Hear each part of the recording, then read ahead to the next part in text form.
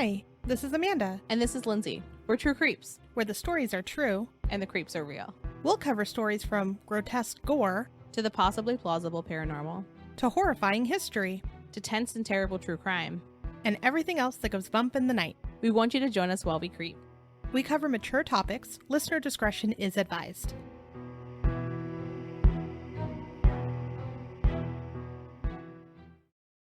Hello, everyone. Today we are going to talk about the Ourang Medan, which is a ghost ship. Ooh. We like a good mystery. And we like a good ghost. We do like a good ghost. And sometimes we like ships. We like a lot of things. Yeah. So the existence is widely debated. There are a lot of arguments whether or not it actually existed online. So it was very interesting to read both sides of the story. And one of the main reasons that people argue about it is because there's a lot of conflicting years that this may have happened. So it could have been in or around 1939, 1940, June of 1947, or possibly February of 1948.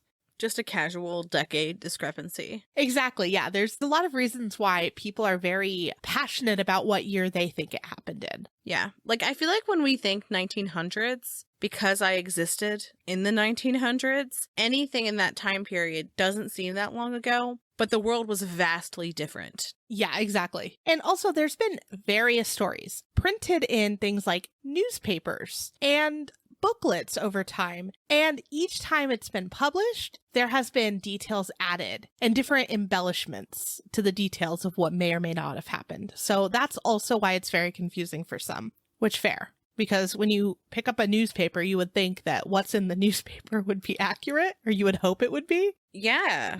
Well, also, this is a time when, like, print media is more revered, right? Like, now people don't believe actual scientists or the media in general, but, like, right. I think skeptical, but not antagonistic is probably the phrasing there. So let's talk about what it actually was and what may have happened. So there's a few versions, and what we tried to do is put them together in a couple different versions and add a few details when needed. Because, like I said, there's so many different years and so many different versions, we tried to condense it a little bit. So the first version. One morning, an SOS was received by several British and Dutch outposts near the coast of Indonesia. The call was very creepy, and it came from a Dutch steamer called the Ourang Medan. The first message was, "We float. All officers, including captain, are dead, lying in chart room and bridge. Possibly whole crew dead." That is terrifying. Also, just "we float" gives me Pennywise vibes. Not the cat behind my house, but like real Pennywise. That's all I think of. Following the distress call was several incoherent Morse code messages. So they just didn't know what they were trying to say. Isn't that just beeps then? That's just beeps. It's just a lot of beeps. It is. It is. And then one final message from the operator. The final message was, "I die." Aye. Creepy. It gives me chills. Yeah. I just imagine this poor guy just trying to get messages out. It's terrifying. Well, also, like, when I think about Morse code, like, correct me if I'm wrong, but it's either a dot or a dash, and a dot is a quick beep, and a dash is a long beep, right? I will admit something that I've never admitted before. I am not a Morse code scientist. Gasp. I feel mildly certain, yes, that's what it is. It is, yeah. I'm looking at the alphabet currently. Yes. So, like, "I die" would be like beep, beep, beep, beep, beep, beep, beep, beep. Yes. Right? And that, I'm looking to see, like, is there anything, it would be like E, D, like E, die. My point is, like, it wouldn't have been something else. Right, right. Obviously, Morse code is relatively reliable, or that people wouldn't have used it at all. But that's my first question is, like, what would that look like? How would that sound? Right. And we will get into it when we go to the next version. But there's also a discrepancy on what might have been said. But in this first story, the Silver Star, an American ship, was closest to the Ourang Medan. I've also seen a version that I'm going to lump into this one that said the city of Baltimore also received the signal, and they had a doctor on board. So either they journeyed towards the Ourang Medan too, or they just offered communication to the Silver Star for help. Various stories around that as well. So its captain, being the Silver Star, accepted the rescue mission. Several hours later, and I've seen anywhere from like 16 to 19, even the following morning, the Silver Star found the Ourang Medan. It was 50 miles away from where it had last given its position, and it was in the Strait of Malacca. Speaking of the Strait of Malacca, in 2014, that's also where Malaysian Flight 370 disappeared. I find that in the 2000s, the idea of a loss of an aircraft completely bananas, because we like to think that the world is like discovered, right? Like there's no place that's uncharted, but clearly there's places that we have no concept of being able to search or look for, right? Like it's just gone. Well, that and technology, right? Like that much failed technology to be able to keep track of something and then to later retrieve it kind of is creepy in a way. Yeah. How does that happen? And I didn't want to go down that rabbit hole too much, but I did see a number of theories and people that are like, I know where it is. So very interesting. One being that maybe there's another triangle there. I mean, you know, I love a good triangle, but I think that there should be like some type of mechanism like on a plane that like if it goes underwater and like reaches a certain pressure, it like shoots something up to the surface, like a buoy. You feel me? Ooh, interesting. Yeah. So that this way it's like, it's here because missing planes are stressing me out. Did you watch Manifest, by the way? You know I didn't. It's about a missing plane. It's very good. Anywho, sorry, please continue. You know me and my tangents. So the Silver Star tried to contact the Ourang Medan, but there was no response. So then they're like, okay, we need to go onto the ship, see what's going on. So a rescue crew then boarded the ship. When they got onto the ship, everyone was dead. And I'm going to go through a couple details. And again, this is a couple different stories put together, but ultimately the crew's bodies were all over the decks. One account said teeth bared with their upturned faces towards the sun, staring as if in fear. Their arms had tried to fight something off in one account. The radio operator, who they believe had sent the original distress signal, was still at his station, also dead. His finger still on the Morse code key. In some accounts, they even say the ship's dog, a terrier, was dead, and supposedly in mid-growl. So also fearful or scared. Also, though, but a snarl, whether on a human or an animal, is tensed muscles. When you die and your muscles are no longer tensed because you can't actively tense them, the idea that you're literally frozen in an expression, any expression, seems bizarre. Yeah. And we're going to get into the theories at the end, but there's a theory to why. So hold on to that thought. So as I said, most accounts say that the entire crew was dead.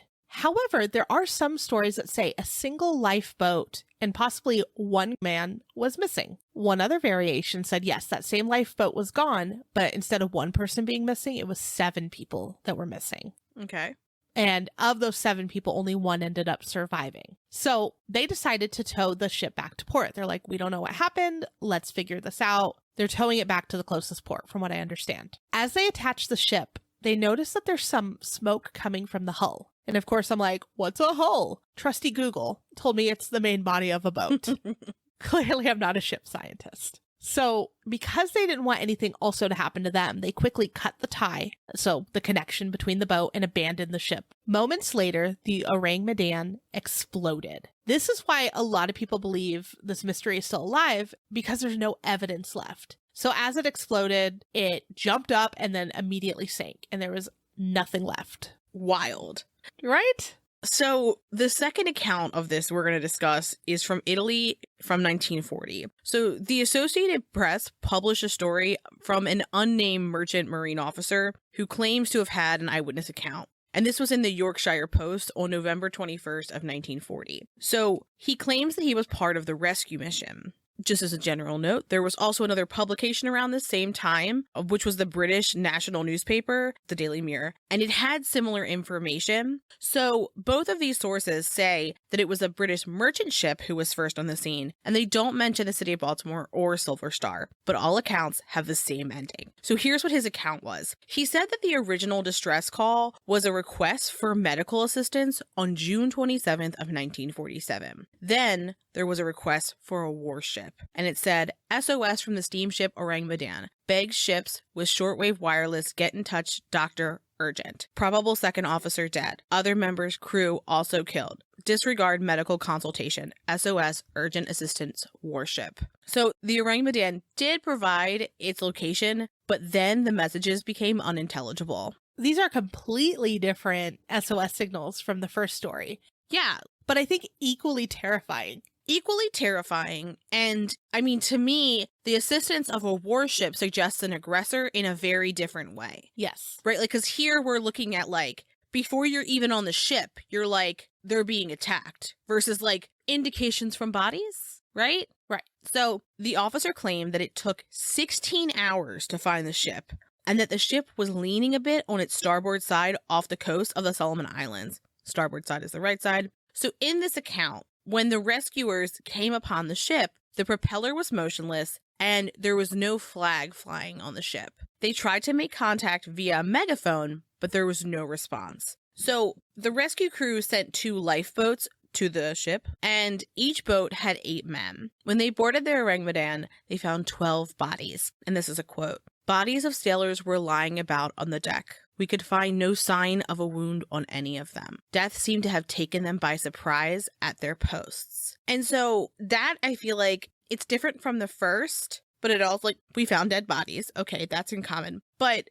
it's interesting that they say, like, by surprise, because if I was to say, like, death seemed to have taken them by surprise, I feel like you could interpret it as either 1, they were going about their business and then suddenly they're dead, or 2, the bodies looked surprised. And to me, that first version feels like it comes from that almost, right? That their teeth were bared, like they were surprised and shocked. Like, I don't know if that makes sense, but it feels like an interpretation of that is like maybe not where my head would go, but different, you know? Yeah, for sure. Like it could go either way. Yeah. So then suddenly there were explosions that set fire to the ship. So the Marine officer and the other rescuers had to make like an escape off of the ship because it basically burned the ship to the water line. Yep. No evidence. Again, no damn evidence. So in the publication, the officer stated, we reckon the Ourang Medan should have had a crew of about 40. They saw only 12 bodies, though. We're missing what? Quick math, 28. We're missing 28 people. Is it possible that they just were in the downstairs of the ship? In the cabin? The cabin? I've been watching a lot of Outlander, and I feel like at one point there's a lot of boat things happening. So I feel like they say, go down to the cabin? Maybe? I could easily Google this, but I don't want to misrepresent my boat knowledge to anyone. I mean, it could be. Maybe they were somewhere and they just didn't happen upon them, or maybe they escaped. Or I've seen that maybe they should have had 40, but they cut some corners when hiring the crew. Okay. Yeah, I mean, that makes sense. So maybe there wasn't enough people. Yeah, these all work. A lot of different theories. Or even if, like, some of them got sick. That's true. Toodaloo, off the boat with you. Is that what they say? Yeah. That's the cross-stitched thing on the ship? Yeah, toodaloo. If you're sick, boo-hoo. Toodaloo, Ooh. off the ship with you. That's like the sign. That's the full sign. I want people to... If you have a boat ship... Yeah. I need this printed on your ship. Also, if you cross-stitch, we would love to see this. Perfect. I want that on every marine website from now on. Yeah, they'll love that, right? Sure, that's how things work. We're boat scientists. It's laughable, it is. So, from here, I mean, the whole thing. The timeline gets really sketchy after publications, and because there were more publications that came about. And if I understand it correctly, through, reading these old-timey papers, a lot of people saw these new publications before they saw the 1941 that we've already discussed. There were 3 articles in a Dutch-Indonesian newspaper. I'm not going to try to say it. It's very long. It was first published February 3rd, 1948, then February 28th, and then March 13th. I couldn't find the exact translation for the 3 articles, but I did find someone that actually summarized them, so I'm hoping this was correct. So, in these 3 articles, they also did not mention the Silver Star or the city of Baltimore. They said the incident took place 400 nautical miles southeast of the Marshall Islands, so a whole different place. The ship was sailing out of a Chinese port and headed for Costa Rica, and they were deliberately trying to avoid the authorities due to their cargo that they shouldn't have probably been taking places. Their dubious cargo.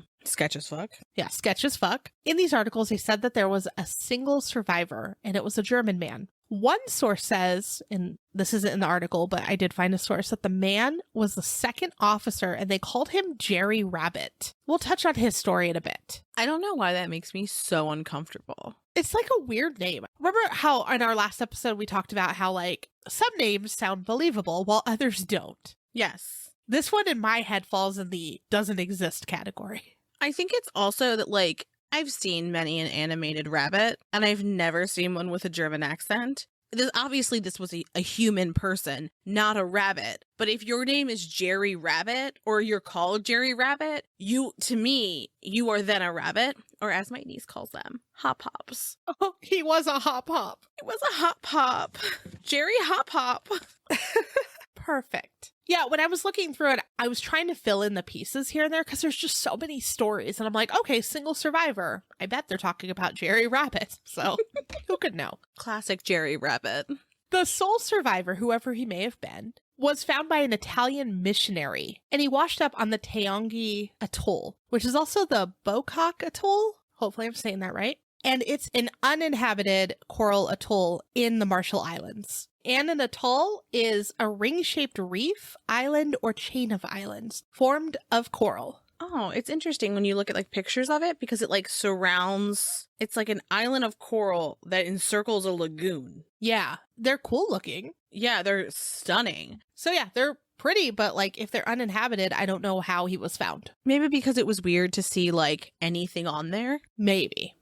Someone just happened upon them. Yeah, sure. So the survivor was unable to overcome his ordeal, is the way that they described him. But before his death, he did say that the ship had been carrying sulfuric acid and it was stowed poorly. Now, remember this name coming up for later, but the missionary went on to tell the story to an author later, and his name was Silvio Shirley. And Silvio Shirley is very interesting. The reason being is because, remember, I'm talking about articles that were published in 1948 currently, right? We talked about an article in 1940 that was published, obviously, years beforehand. Shirley lived in Italy when the Associated Press report had come out. So he knew about it perhaps in 1940. And then according to this report in 1948, that's kind of like where the story could have come from, right? Like the sole survivor told it to a missionary who then went on to tell Silvio Shirley. Yeah. So just interesting. We'll talk about that in a bit too. There's no evidence that it was him that filed the initial reports in 1940, but there's reason to believe he might have. And that he possibly recycled the story with some embellishments later. And maybe he's the one that also did these 1948 articles. Yeah. I think also just like another part of the story of this rendition that sticks out to me is the sulfuric acid portion. Because like, one, it's known to be highly corrosive, but also while it's not flammable in and of itself, it can have volatile reactions with other combustibles. So like if it's not stowed well and it's stowed near something that is super flammable, the heat that's generated could have caused these fires. Yeah. And I think that like that's like what makes me go like, the most is like, what are these mystery explosions and being able to like point to something? Right.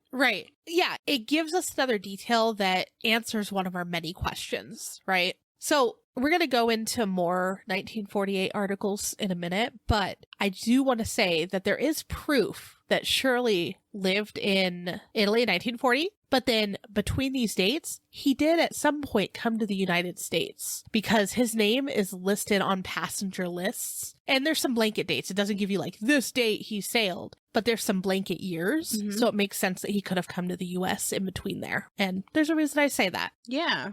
So the story emerged in the United States on October 10th of 1948 in the Albany Times. Also, just like October 10th is a solid date. So my bestie was born, not in 1948, but That's good. on October 10th. He's not in his 70s now. But so for the Albany Times, the incident was also referenced in May of 1952. Also, the United States Coast Guard published the Proceedings of the Merchant Marine Council, which was published in 1952 that also referenced the incident. There are tons of articles in different years, but they all ultimately paint like the same type of scenario, and they just add a detail or like slight facts or change like names or dates. So Andrew Hottheimer, a researcher who has deeply researched other conspiracies like the Philadelphia experiment, has been featured on several networks like History and Discovery Channel, and he has some interesting thoughts about the Ourang Medan on his page.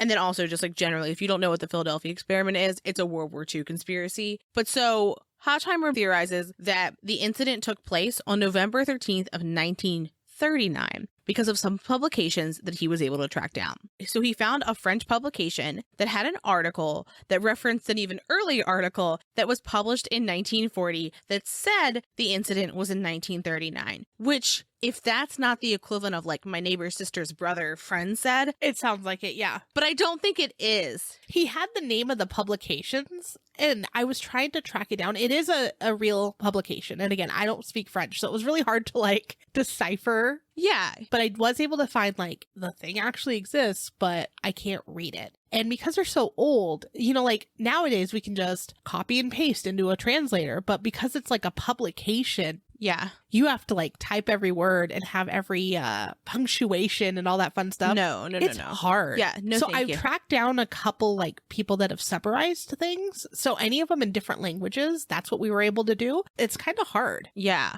But I mean, that seems credible to me. But so another account mentioned Jerry Rabbit specifically, and they say that the following was his specific account of what had happened. And so, per Rabbit, in Shanghai, allegedly 7,000 boxes of unknown materials were taken aboard the ship overnight. Then the Ourang Medan sailed 80 miles south of Shanghai on June 9th of 1947, and another 8,000 boxes of unknown materials were taken aboard the ship. And this was in a smaller harbor. He suspected it was contraband, which I feel like if you're putting it on the ship in the cover of night, that's a pretty easy place to get to. Yeah. So its destination was Costa Rica, where the cargo at sea would be handed over to another ship. So then they were told to avoid typical shipping routes. Okay, we're getting sketchier and sketchier. On June 21st, the stokers, who worked in the engine room, began to get sick, and one even died. The captain stated that the cause of death was from heat stroke. However, days later, the entire machine crew got sick. They complained of severe stomach pains and cramps. Rabbit supposedly then looked at what the ship was carrying and through some of the papers and saw that it was 15,000 boxes of sulfuric acid and cyanide. They also had 20 canisters of nitroglycerin, and he believed that some of them were leaking and creating fumes. So he brought this up with the captain, and the captain refused to make an emergency call. And so Rabbit and 6 other crew members set out on a lifeboat. There's our 7 people, by the way, from earlier. Right. And they did not have provisions, and 6 died. So there's our 1 survivor. And then Jerry died after he was rescued from exhaustion. So not for long then, which was very sad. Right. So it's just interesting to me that as we go through this, we're answering more and more questions with names and different dates and things like that. So it's hard to believe, like, which one's real? Like, did Jerry Rabbit exist? Is he the actual survivor? Was it someone else? Where was the boat, right? Like, there's so many questions. Exactly. So another odd thing that we were able to find. On December 5th of 1959, there was a letter from a man named C.H. Merrick Jr., and it was sent to an undisclosed person at the CIA. C.H. Merrick Jr. was rumored to work for the CIA. I saw in many articles that a man that worked at the CIA sent a letter about this. And I was able to track down the actual letter. It is on the CIA's website. Love that.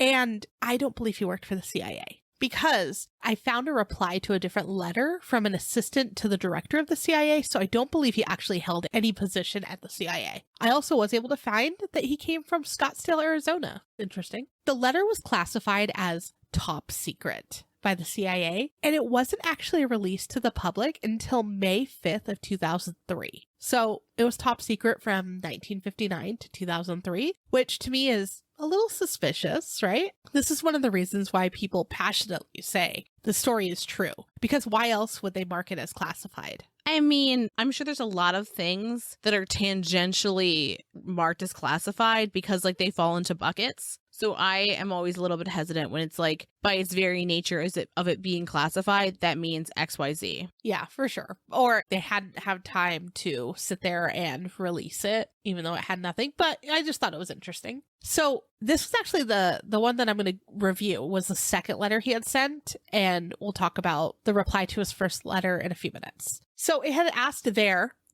being the CIA, opinion of the Ourang Medan incident and whether something from the unknown could have been involved. It mentioned that in early February of 1948, that's when the SOS came from the ship. So 1948, a whole other date. Dutch and British listening posts located the vessel as proceeding through the Malacca Strait, which we've heard that before. And the sea was calm and the weather was clear. So added details again. He also quoted the first story's SOS about the officer and the captain being dead. It discussed how the bodies were found and the additional details. So most were all the same. And then here's a quote from the letter. I feel sure that the SS Ourang Medan tragedy holds the answer to many of these airplane accidents and unsolved mysteries of the sea.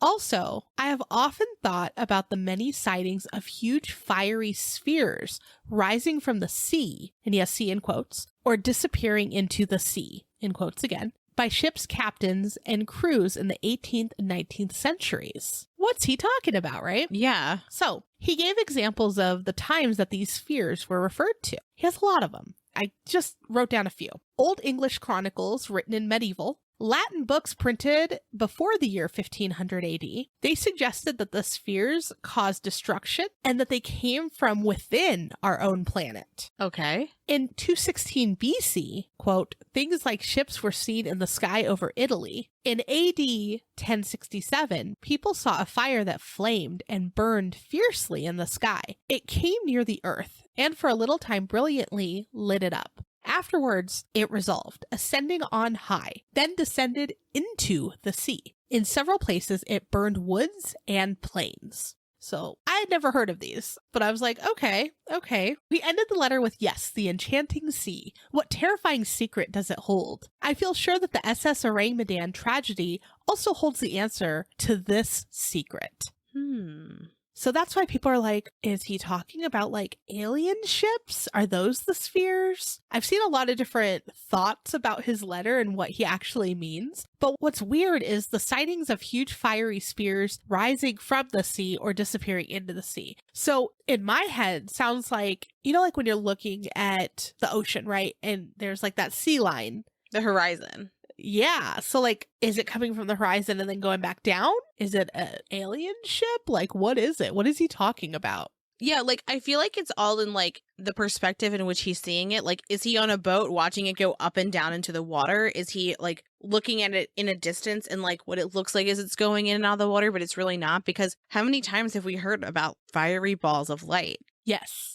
We've heard it in Ditloff Pass. We recently talked about it in Bridgewater Triangle. We've seen this over and over again. And this is the first time I've seen it with near bodies of water. Yeah. And then the fact that he said that it's caused destruction and that he did some research finding where it was in what years. So a lot of people think that he's discussing aliens in this letter. So there was also a first letter that was sent in May of 1958. And this one was a little different. It was just concerning crews disappearing from ships on the high seas and ships that have disappeared without a trace. I couldn't find the full letter, but I was able to find the reply to this letter. And the reply from the CIA thanked Mark for his letter and his concern, but they were unable to answer his questions. It was redacted, but the reply was from the assistant to the director of the CIA, and at that time it was Alan Dulles, who was the CIA director. The reply was released in 2002. So not much information there, but just interesting that this guy is like sitting there writing letters to the CIA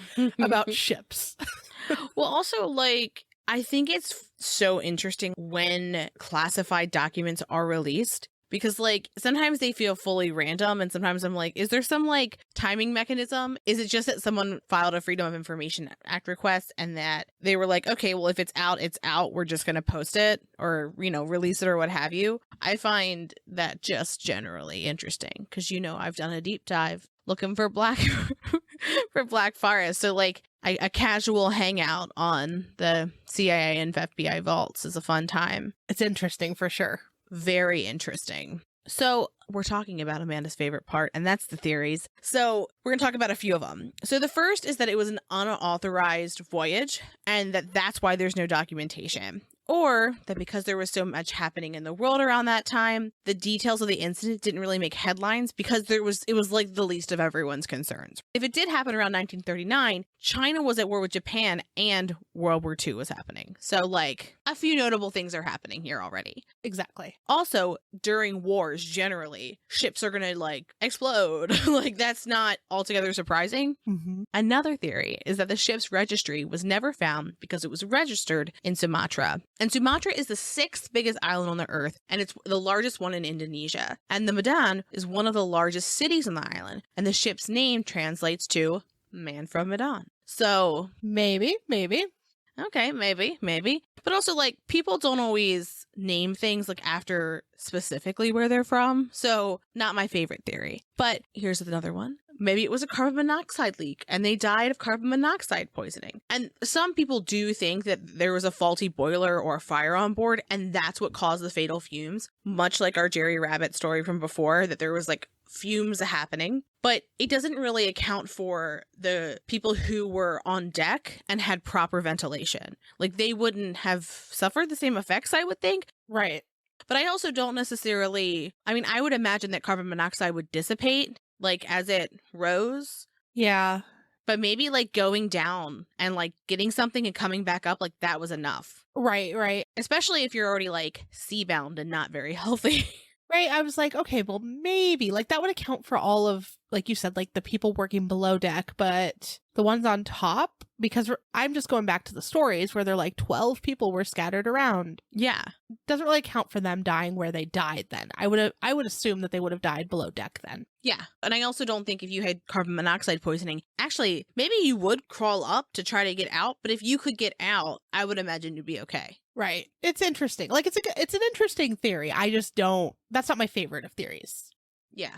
So the other one is, which we talked about in some of the stories, that maybe the ship was carrying illegal or lethal substances, or possibly biological weapons. Some think maybe the potassium cyanide and the nitroglycerin had somehow become reactive. And some speculate that maybe there was a leak in the ship and that the salt water would have damaged the shipping containers and mixed all the chemicals together, which then would have created a gas cloud. So because I'm no scientist, I found the closest thing that I knew to a chemistry scientist, which is a high school chemistry teacher friend of mine. I was like, I'm pretty sure just a chemist is the name for a chemistry scientist. Oh, it is. I needed to add scientist. I like that we're going to call everything like chemist scientist. Like, we want you to be really clear that what we mean is science.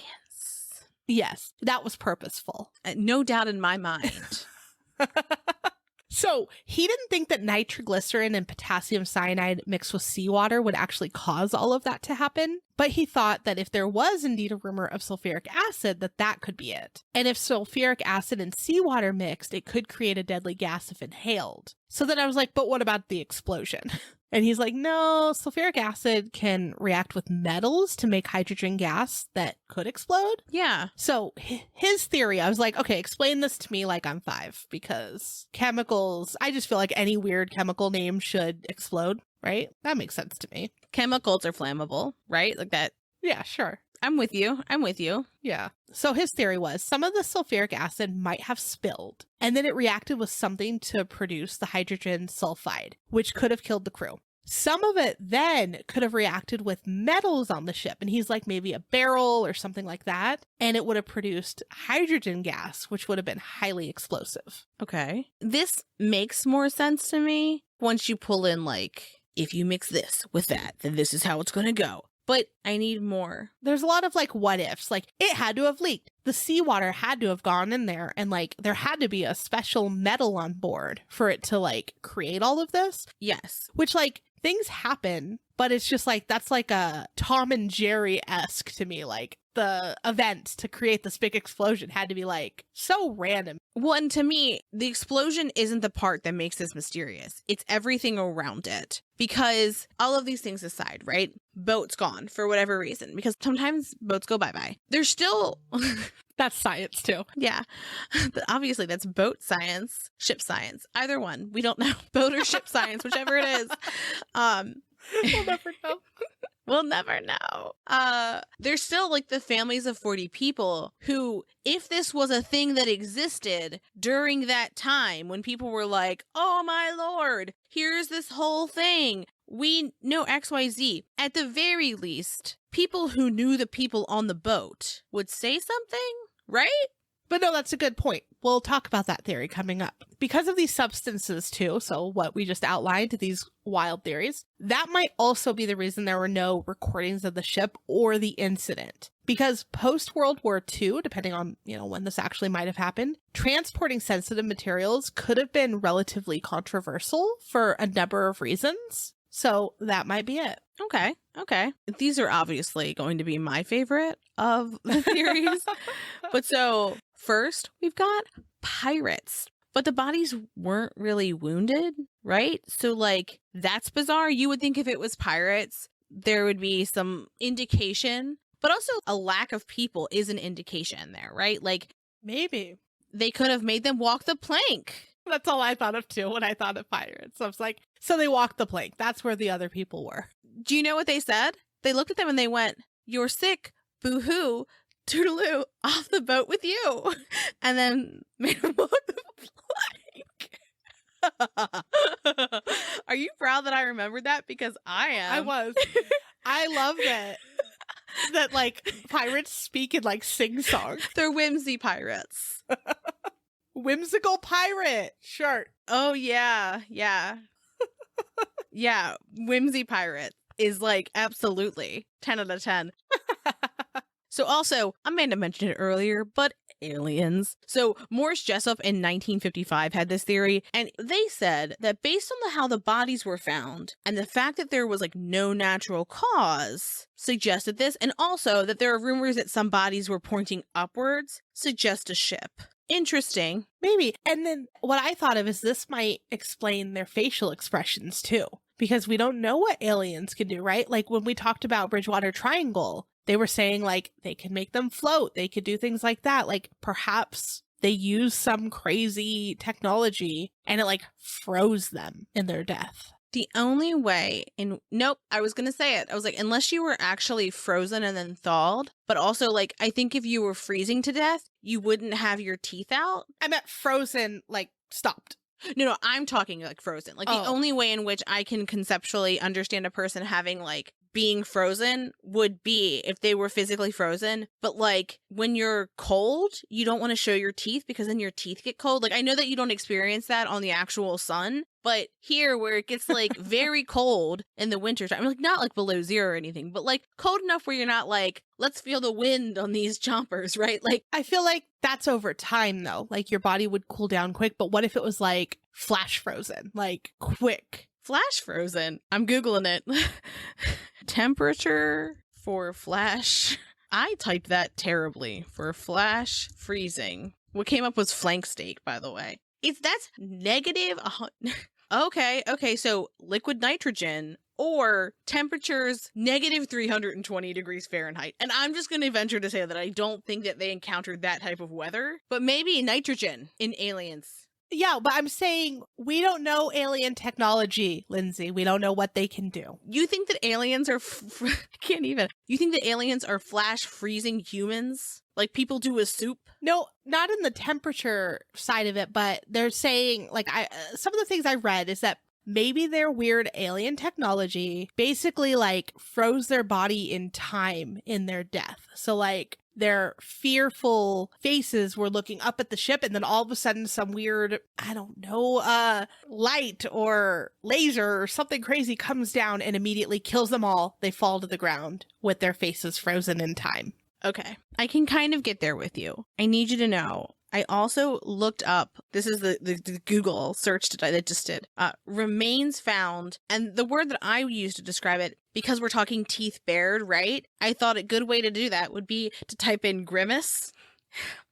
And what came up was McDonald's mystery. What is grimace? I mean, that's a big mystery. So, I think that is a good mystery. But anyway, I do need remains found shocked expression. Like, I want to see if there's like a way in which you can die in which shocked facial expression dead. Somebody in Quora said the following question. Are you ready? Do people who die horribly leave horrified expressions on their faces? Interesting. Okay, so on Quora, when you like look at this, there's people who recount having seen people who had died who were absolutely terrified, and one person had drowned. So like that would make sense though, because they're like at sea, and if an alien was like put you in water, and then like no, and then somebody else like talked about like other ways, but like interesting.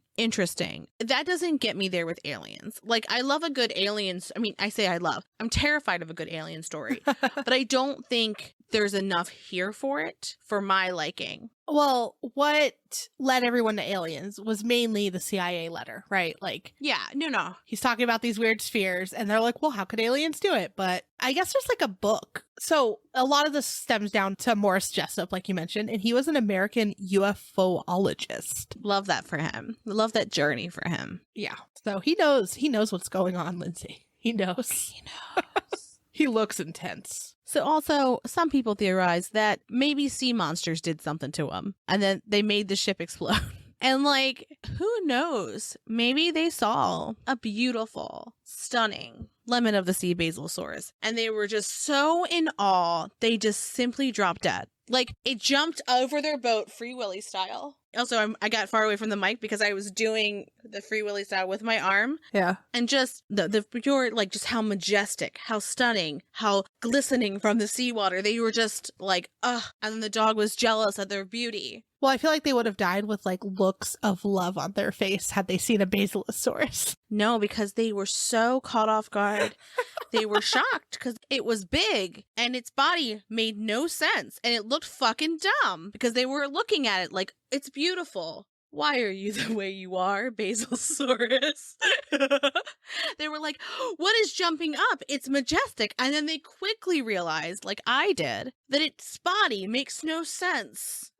It had hollow bones. If you know, you know. Speaking of sea monsters too, real quick. One thing that I saw that I was like, oh, maybe. Some theorize undersea monsters that perhaps it was a siren. Yeah, like, look, do I want it to be a spooky, weird thing? Yes, I do. But I need more because sirens lure you to your death via drowning, right? And also like this beautiful song. You wouldn't have a look of fear, right? Now I could see the dog growling, right? Because they're like, this hurts my ears. Like, what'd it do? Like, I don't like this. But maybe the missing people. Oh, maybe they said, hoo hoo hoo. There's a good looking lady who. Hold on, wait, hold on. I can do this. Maybe these 28 missing people went, hoo hoo hoo, toodaloo. There's a fine looking lady over there. I bid you adieu. Most sirens though, didn't they have like bird wings? Oh yeah, hideous. They were like bird women. I mean, they just assumed. So there's also paranormal suggestions. Like, some accounts say that it was super hot outside, like Arizona level heat, like 110. But the ship itself was super cold. Others talk about the frightened expressions on the bodies. And then also, some say that they were scared to death. Which, Amanda, what does that make you think of? Perhaps they died of everlasting faint? Gasp. Also, that is my favorite True Creeps t-shirt that I own, is our Everlasting Faint t-shirt. I bought it immediately when we like designed it. I was like, yes, this is for me. Same. Also, I was like scared to death. Like, is that even a thing? As you were saying that. And I just found an article from Cleveland Clinic, and they said, although rare, some people have died of being scared to death. And it's called stress cardiomyopathy. I could see, like, you could have a heart attack, right? Interesting. I don't think that's it, but interesting. So this is one of my favorite theories. And it's that there was a cover-up or a government conspiracy. And because chemical warfare and hazardous or dangerous chemicals and gases were still being discussed around this time, Perhaps the government that may have been moving such a thing would not want the story of it being passed around, so that they covered it up. Some say it was super secret due to the Geneva Protocol. And the Geneva Protocol of 1925, ratified by 33 nations, outlawed all chemical weapons. So any transport of chemicals would be done on the DL, right? Yeah. And probably not registered or talked about. Okay. So I've seen some people say that maybe that's why the rescuing crew, whoever they may have been, and the families didn't run around telling everyone about it too, because maybe they were paid off or threatened or something. Yeah, I mean, I would also say too, like, the paid off part I can get to, right? Because, like, for sure. But, like, the, like, oh no, like, they're gonna get in trouble. I would imagine that, like, if your loved one was a crew member, they weren't making decisions, right? Like, they were just working aboard that ship. And if Jerry Hop Hop's account is to be believed, not everybody knew what was on the ship. And so, like, that's where I would go, but I could see someone who's in the know and able to perhaps paying them off. That makes sense to me. Yeah. So I think the biggest question that most people have, and that I also have, because I'm a little on the fence, but it's did it actually happen? So there are many sources that have additional details that we didn't include already. It's kind of hard to know what actually happened because some add one or take one away. And then it's kind of like, was it this? Was it that? Mm-hmm. Was it a 40-person crew? Was it a 15-person crew? Was it X? You know, like these kinds of things. And so obviously I would consider this an urban legend of sorts, if you will, right? To a certain extent. And so Roy Banton did an in-depth investigation because he wanted to find answers to this, right? So he found that there was no mention of the ship in Dutch shipping records, but there was a ship with the name of Medan. However, it was listed as scrapped before the outbreak of the Second World War. Interesting. And like when they label it as scrapped, my question was like, kind of like a car. Like you could say, oh, that car's totaled, but can someone actually fix it? Sometimes they can, right? Like if they spend a lot of money and a lot of time and, you know, yeah, it's not worth it most of the time. But like, do people take scrapped ships to use them for bad things, right? Yeah. You wouldn't want to use one that was registered to move chemicals around, but could they go to a scrapyard and make one work again? I don't know. Yeah. Like, what does it mean to scrap a boat? Right. Maybe that's why there could have been leaks. Yeah. Like, or maybe they like didn't do it correctly and that's why it ended up sinking. Maybe it wasn't an explosion. Maybe it just sank. Exactly. So there was also no record of where the ship was sailing to or from, any mention of the ship in maritime logs, and there was no record in Lloyd's shipping registers, which is bizarre because most shipments were in there. One of the things that it was used for was it was used to reconcile the worth of the ship and how much it should be insured for. Yeah, and that's why it makes sense that it wouldn't be registered there, because like why would bad guys, if they were moving around chemicals, register their ship, right? Can you go ahead and please insure my contraband, please? Like... Yeah, but some are like, oh, well, maybe they weren't supposed to be moving that around and they just used the ship. So maybe the other, like if they were carrying anything else on board that was legal. Yeah, to like legitimize themselves. They would have registered it. So it's like, it's up in the air. It's a who knows, because we don't know what was actually on the ship. That makes sense. And so there's also no accident investigation records. And just another note, the Silver Star wasn't called the Silver Star for very long. So it was originally the Santa Cecilia by the Grace Line, W.R. Grace & Co., and later renamed to Silver Star when the United States Maritime Commission drafted it in 1946. So in 1947, it had been reacquired by the Grace Line and renamed Santa Juana, and then was scrapped in 1971. So folks have reached out to Graceline to get logbooks and crew lists, and it sounds like they just refuse to respond. So in addition to trying to get logbooks and crew lists, people tried to get more on like the different positions that they had and other kinds of information. And then some people speculate that if we're looking at the history of this ship, right, it didn't become the Silver Star until 1946. So if you're going from the 1939 date there's not going to be any Silver Star records because it wasn't the Silver Star. It was Santa Cecilia. And I feel like that's a really good theory, right? Like, why would they keep that? I guess it would make sense because from like a history standpoint, you would kind of want to know like what had happened. But I would imagine that people kept records differently when you had to keep everything in paper and you had to have a place for it to stay safe and it's written in ink that can smudge. Right. So Andrew Hochheimer, who we talked about earlier, said he spent hours looking through old newspaper archives for information on the Silver Star, and he only found articles on Graceline. And again, nothing on the ship itself, Silver Star. Hochheimer says that during that time, there were tons of launch announcements, deployment announcements, and stories about other ships. He was able to find the launch announcements for Santa Cecilia and then the later iteration of the same ship, Santa Juana. The only other note about Silver Star is that on the Graceline ship list, it was listed as Santa Cecilia number 3. So he was able to find it referenced on a United States Maritime Commission page. Yeah, so at least we know it existed. Yeah, like that boat existed. Like it existed at some point. Yes. And I feel like it's helpful to be like, but other boats we can find.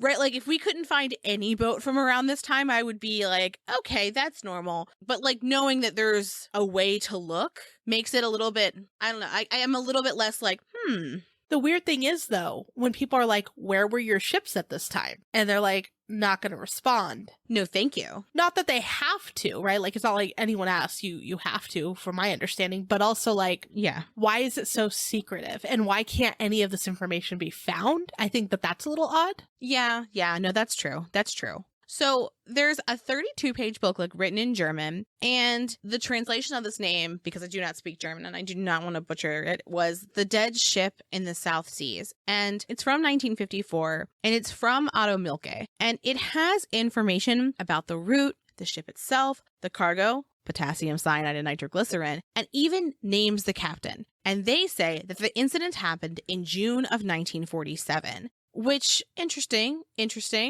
These dates. Yeah. They drive me nuts because like the first publication's 1940, but then how did it happen afterwards? Or was it like in 1940, maybe they weren't referring to that and something else? It's hard. It's hard to understand. I feel like conflicting pseudo-facts are the most annoying part of this, is that you're like, yes. But which is it? Because I'm trying to figure out if I believe this or not. Exactly. And there's been a few times, like when I was researching at least, where I'm like, okay, this happened. This is a cover up. And then I was like, no, there's no way. This didn't happen. And I felt like I was just fighting with myself the entire time. Yeah. Every time I stumbled upon a new article, I was like, yep, it's real. Yep, it's real. And then the next article, it's bullshit. So it's like, I don't know.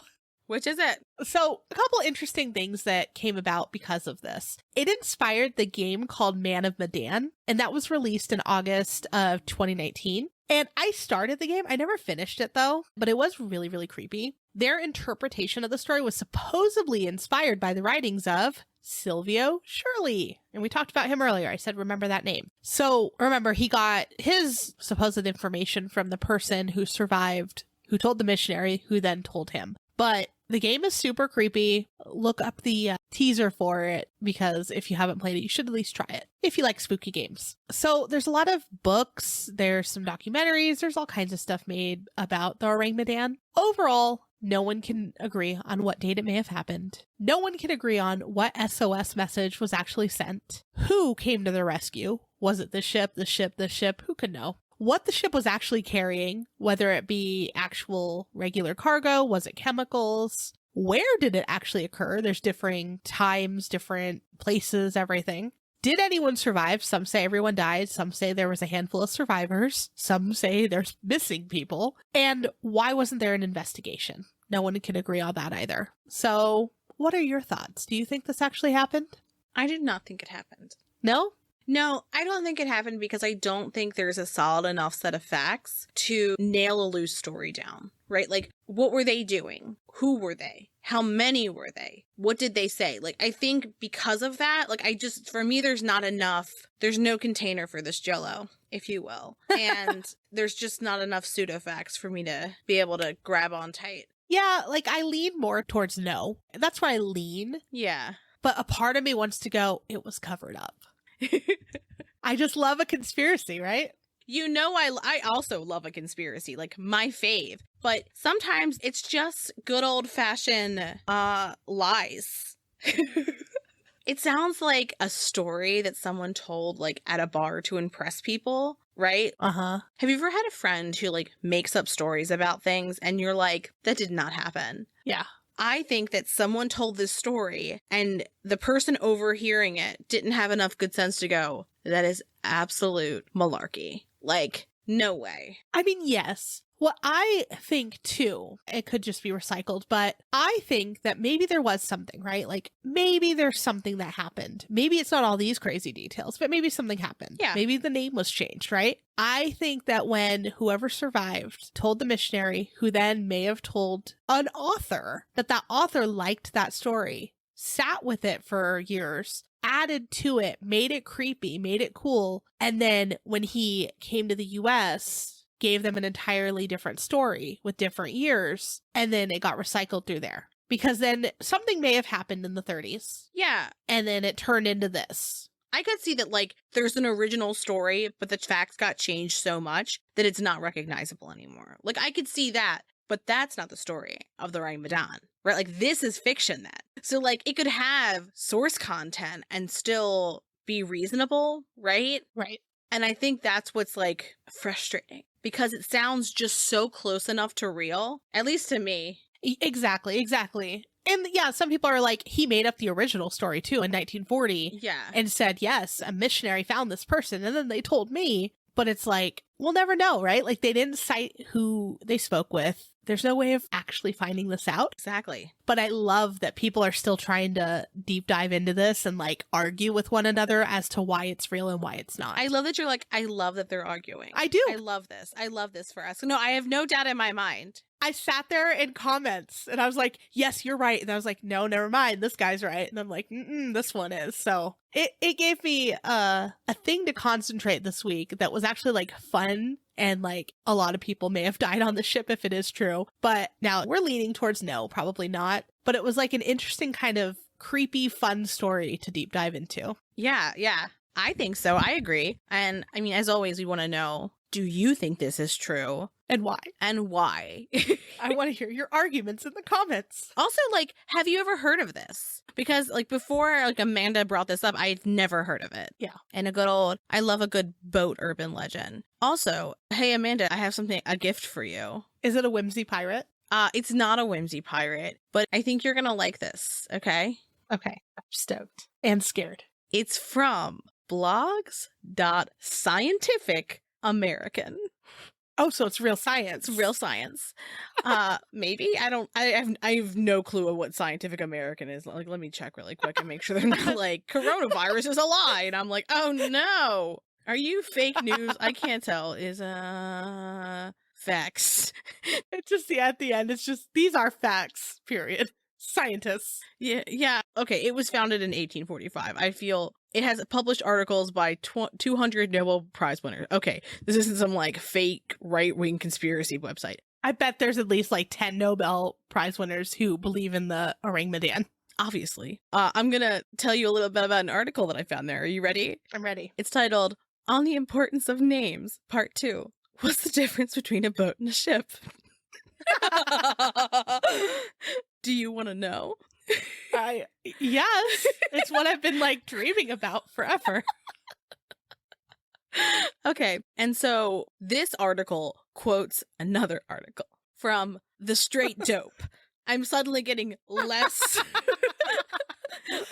enthused about the validity of this. But so they use this quote from them. It says, among sailing vessels, the distinction between ships and boats is that a ship, there's 3 masts that have sails on them. And then with regard to motorized craft, a ship is a large vessel intended for ocean going or at least deep water transport, and a boat is anything else. Okay, so like by that definition, then like a yacht would be a boat. Yeah, I think so. Okay. And see, in my head, those giant yachts, I'm like, that's a ship. That's big, right? Yeah, because it's so big. Yeah. Interesting. Okay, we'll take that. I like that. I think that's a good, it goes deep into the ocean. I'm glad that Nobel Prize winning people that give their information to the other site, they reference, what was it, straight dope or something? Yeah, the straight dope. I don't even know what the straight dope is, so like, no beef, whoever that is. It sounds scientific to me. I don't know if the person who wrote this has a Nobel Prize. Just people who contribute to that site some of them have Nobel Prizes. Okay. But so that's the difference. The straight dope? It's the straight dope. Their website says fighting ignorance since 1973. Fantastic. It's taking longer than we thought. I like them. That sounds great. Good job. All right, I'm down. This is great. This is science. Good job. Yeah. Okay. Well, also, Amanda, do you know what's coming up very soon? Our second game night. Yeah, it's on Friday the 13th in May. Very excited about this. We would love if you would join us. We've already got some people RSVP'd. If you'd like to join us, you can head to our website, truecreeps.com, and click the little Patreon button and take a little look. In a very recent episode, we walked through all our tiers. And we're not going to do that today because we just did it. But you can take a look at all of our perks. We don't list our game nights because they're a newer thing. Maybe we'll keep doing game nights. Maybe we'll do something else. Who knows who will be. Yep, and then you'll have access to our Patreon-only Facebook page and Discord, which is a lot of fun. We have a lot of weird conversations going on there. Yeah, memes for days. And they got to give their input in our last episode, just last minute, ask Patreon. It's fun. Yeah, I think so. And like, you know when you're like scrolling through your social media of choice and you're like, I found this hilarious thing. Who could I share this with? You can share it with the Bat Bonfire. That's who you could share it with. You're always looking for who to send my memes to. It's my love language. Well, with that, have a great weekend. Thanks for creeping with us. Thanks for listening. For more information on our sources, please visit our website, truecreeps.com. If you'd like to follow us on social media, you can follow us on Instagram at TrueCreepsPod, on Facebook at facebook.com/TrueCreepsPod, and on Twitter at TrueCreeps. We'd love for you to keep creeping with us. So if you like this episode, please subscribe, rate, review, and share the show with your fellow creeps.